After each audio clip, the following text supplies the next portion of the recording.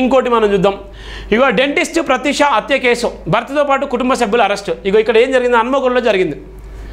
ఇలా ఉన్నటువంటి ఈమె రీల్స్ చేసుకున్నటువంటి నేపథ్యం, ఇన్స్టాగ్రామ్లో రీల్ చేసుకున్నటువంటి నేపథ్యంలో డాక్టర్తో పరిచయం పెంచుకొని ఆ పరిచయ నేపథ్యంలో ప్రేమగా మొదలైనటువంటి ఆ వ్యవహారం అంతా భార్యను చంపేసేటువంటి ప్రయత్నం చేసింది. ఆ భార్యను చంపేటువంటి ప్రయత్నంలో భార్య ఎన్నో సందర్భాల్లో హెచ్చరించినప్పటికీ తీరు మారక ఆమె ఉరివేసుకొని చనిపోయినటువంటి సంఘటన జరిగింది.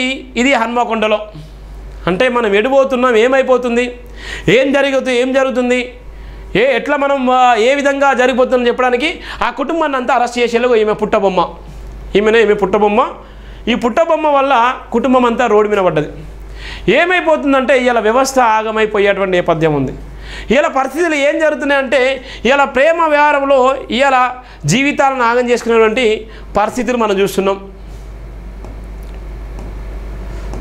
దానికి సంబంధించినటువంటి వార్తను కూడా ఇక్కడ మనం రాయడం జరిగింది.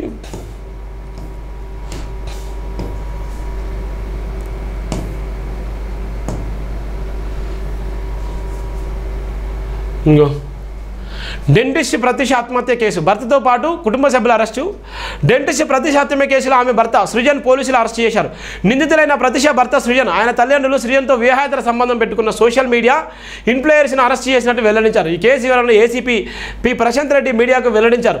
సోషల్ మీడియా ఇన్ఫ్లుయెన్సర్తో వివాహేతర సంబంధాన్ని వదిలిపెట్టమని భర్త తేల్చి చెప్పడంతో డెంటిస్ట్ ప్రత్యూష ఆత్మహత్య పాల్పడినట్టు కాజిపేట పోలీసులు తెలిపారు. ప్రత్యూష సృజన్ దంపతులకు 2 కుమార్తెలు ఉన్నారు.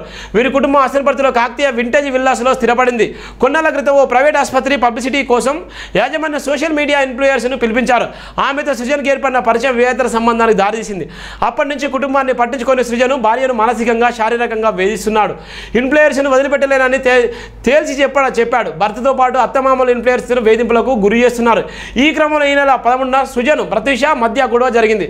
వివాహేతర సంబంధాన్ని వదిలేయాలని ఎంత చెప్పినా భర్త తన మాట వినకపోవడంతో మనస్తాపానికి గురై ప్రత్యూష అదే రోజు సాయంత్రం గదిలో ప్యానుకు చీరతో ఉరివేసుకొని ఆత్మహత్యకు పాల్పడింది. భార్య ఎంతసేపటి గది నుంచి బయటికి రాకపోవడంతో సృజన్ ఇంటి కిటికీ నుంచి చూడగా ప్రత్యూష ఉరివేసుకోవడం కనిపించింది. వెంటనే తన స్నేహితులకు సమాచారం అందించిన సృజన్ వారి సాయంతో ప్రత్యూషను ఓ ప్రైవేట్ ఆసుపత్రి తీసుకెళ్లాడు. అప్పటికే ఆమె మృతి చెందినట్లు వైద్యులు నిర్ధారించారు. ఈ ఘటనపై హసనపర్తి పోలీస్ స్టేషన్లో ప్రత్యూష తల్లి సోమవారం ఫిర్యాదు చేశారు. ప్రత్యూష మరణించడంతో భర్త సృజన్ అత్తమామలు ఇన్ఫ్లుయెన్స్ పోలీసుల కంట కనిపించకుండా తప్పించుకొని తిరిగారు. కాకతీయ వెంటనే విల్లాస్ వద్ద పోలీసులు గస్తీకి వస్తున్న విషయం తెలియక మంగళవారం ఉదయం ఆ 4 కార్లు అక్కడికి చేరుకున్నారు. దీంతో పోలీసులు వారిని అదుపులో తీసుకున్నారు. వారి న్యాయమూర్తి వద్ద ప్రవేశపెట్టి రిమాండ్కు తరలించినట్టు పోలీసులు తెలిపారు. అయితే ఆమె ఒంటిపై గాయాలు ఉన్నాయని వారే హత్య చేశారని ప్రతిషేధాలను తెలిపారు. చూసినా ఏం జరిగింది. అందుకోసమే ఇలా ఎడిపోతుంది, ఏమైపోతుందని చెప్పడానికి. ఎంత అందమైన కుటుంబం ఏమైపోయింది చూడండి. ఇలా వాళ్ళ సుఖం కోసం ఏం చేసి చూడండి. ఆమె సోషల్ మీడియాలో వీడియోలు వేసుకున్నటువంటి వ్యక్తి ఇలా అందంగా తయారై ఇలా ఉన్నటువంటి అనేక మంది పుట్టబొమ్మలు పుట్టుకొస్తారు, అనేక మంది హీరోయిన్లు పుట్టుకొస్తారు, అనేక మంది అందగత్తెలు పుట్టుకొస్తారు, అనేక మంది ఇలా ఉన్నటువంటి బ్యూటీ పార్లర్లు కొత్త 100 మంది వస్తారు. ఇలా వాళ్ళ మాయల పడి వాళ్ళ మోజుల పడి ఇలా గొప్పగా ఉన్నటువంటి కుటుంబాలు ఇలా రోడ్డు మీద పడేటువంటి నేపథ్యం ఉంది. దానికి సంబంధించిన ఉదాహరణ ఇది నిన్న జరిగినటువంటి ఒక సంఘటన, హన్మకొండలో జరిగినటువంటి సంఘటన. చాలామందికి తెలియదు ఏం జరుగుతుందని. ఎంత భయంకరం చూడండి. పల్లెల నుంచి పట్టణాల నుంచి పల్లెల నుంచి ఇలా ఉన్నటువంటి గ్రామాల కూడా పాకినటువంటి నేపథ్యం ఉంది ఈ వ్యవహారాలు. మరి ఏమైపోతుంది, ఏం జరుగుతుందో చెప్పడానికి ఇది ఒక ప్రధానమైనటువంటి వార్త.